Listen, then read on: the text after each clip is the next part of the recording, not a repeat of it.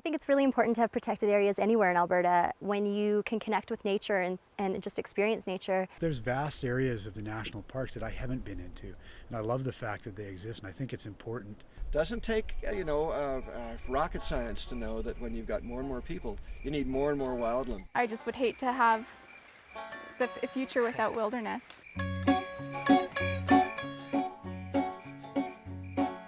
I went to the country to escape the noise and lights, and I laid there in the pine cones all night.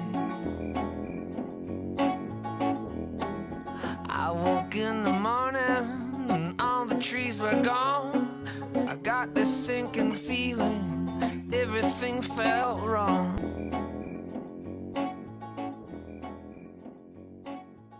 There are some who can live without wild things and some who cannot. Like winds and sunsets, wild things were taken for granted until progress began to do away with them. Now we face the question whether a still higher standard of living is worth its cost in things natural, wild, and free. Aldo Leopold wrote that on the 4th of March in 1948. I just wonder how much our perception has changed since then, and how much of the issues that he addresses in this passage still hold true today. If you're in the city, that little wildland scrubby lot, out the back, over the back fence, is so important to the kids as a place to play. We know instinctively that that's a place to go. I was fortunate enough to grow up outside of Banff National Park and had access to ski trails, hiking trails, biking trails, a lot of things that sort of developed a really active lifestyle for myself and for friends, and it gave us something really active to do together, which ultimately leads to a happier and healthier person, in my opinion. I've been really fortunate in my life to have grown up in Calgary and to have moved to Canmore, and I think that having sort of access to those areas to learn has made me 100% who I am today. And to give other people that opportunity wherever they live in the province is really, really important. It's kind of the man versus nature thing and the population density expanding into these areas that previously been unlived in. Obviously, you have to find a balance between development and sort of settling in certain areas. There's always going to be a need for development. There's 6 billion people on the planet. You need to develop certain areas. Humans really have taken over Canmore. We've built into wildlife corridors, and I think the impact on the animals is intense, and I think that's why we have so much conflict. You have to preserve habitats of animals, because if you don't, you start to lose that biodiversity and you lose species, especially keystone species. To guarantee that these areas are protected is a great commitment on behalf of Albertans. Whether you use it recreationally or not, sometimes you just need to protect areas so that animals can have normal migration patterns or normal hunting grounds. I love knowing that there's places that we aren't, and not many of us get to, and there's other species that are far more numerous in those areas than we are.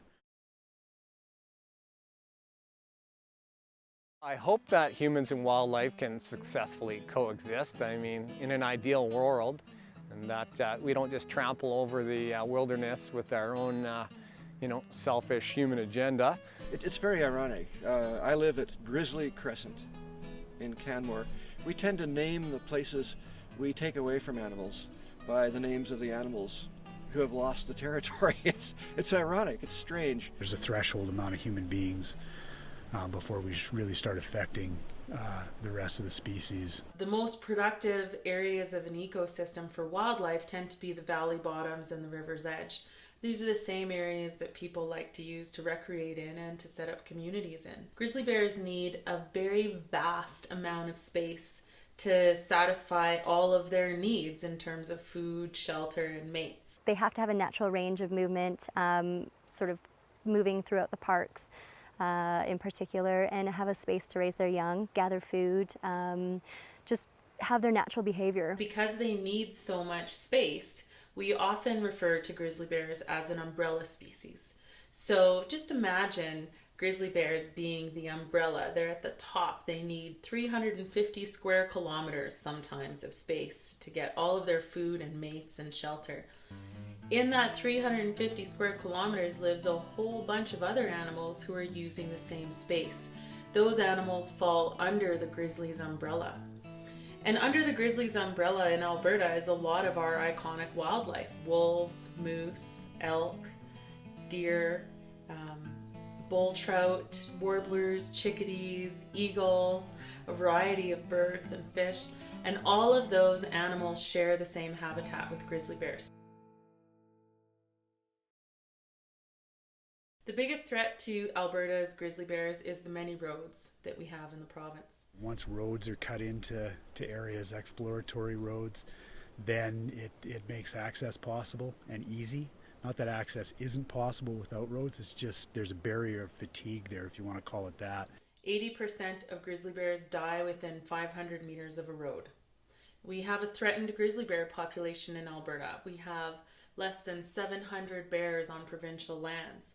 We can't afford to be losing our grizzly bear population. I think in the last 30 years I've seen Canmore change quite drastically, where there were very few wildlife encounters. Occasionally bears would be in town, but it was very rare, and now we're seeing sort of increased incident of animals coming into town, such as cougars, bears, because their habitat has been encroached on so much. There's just less spaces for a grizzly bear to just be a grizzly bear without having to worry about running into people. It's almost like somebody coming up to you in the middle of you eating dinner and chasing you away from your dinner table, and not allowing you to come back to finish your meal until tomorrow.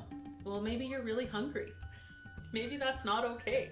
Increasing the extent of our protected areas will help to recover our Alberta grizzly bear population by affording them spaces where they can exist without having a constant interaction with people, or running the risk of conflict with people, or also having areas where they don't have to deal with disturbance from roads all the time. The other thing that we protect when we protect grizzly bear habitat, especially in a place like Alberta, is our headwaters. 70% of the water that's in the major rivers and the prairies originates in the Rockies. So they act as water towers for the rest of the province, and this is really important. The headwaters of the Old Man River, which is one of the main rivers in southern Alberta, those headwaters are responsible for feeding 2 million people across southern Alberta, Saskatchewan, and even into Manitoba.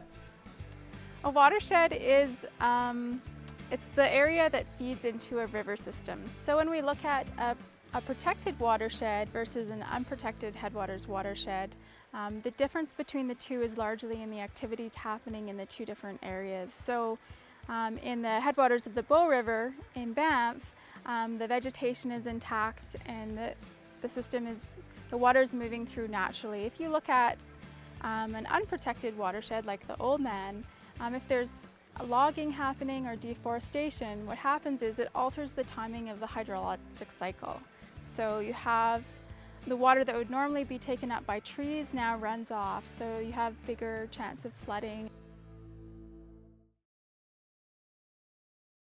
Protecting our headwaters is going to become increasingly important in the face of climate change.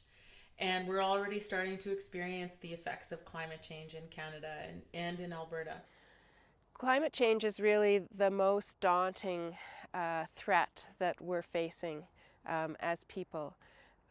It's going to change just about everything about the world in which we live.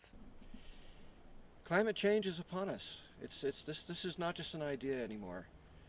And as it comes on stronger and stronger, as a geologist, I know we are in really serious trouble. I have observed a lot of change.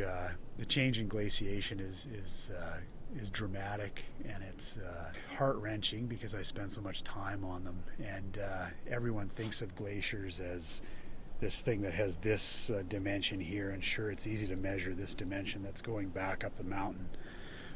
And that's very visible and very, easily distinguished. But the other dimension that's harder to distinguish, unless you're spending a lot of time on them, is the amount that they're losing in this dimension, their depth. And it's depressing to see them deflate like, air mattresses that you pull the plug on, and they start to show their ribs and, get really bony and knuckled and all kinds of crevasses that were never there before when they were very thick, voluptuous flows of ice. One rather arch way to look at this is that if our species does not survive as a species, what we're doing to the planet. Maybe the wild areas we have left intact will be the refugia, the places where other species can survive what happens to us. That's a strange point of view, but it's one I actually have. Beyond that, of course, as climate change comes on, we need more and more wild areas just to keep giving us breathable air and drinkable water and a climate more hospitable than that of Venus. You know, the wild places of the world, the green places give us these things.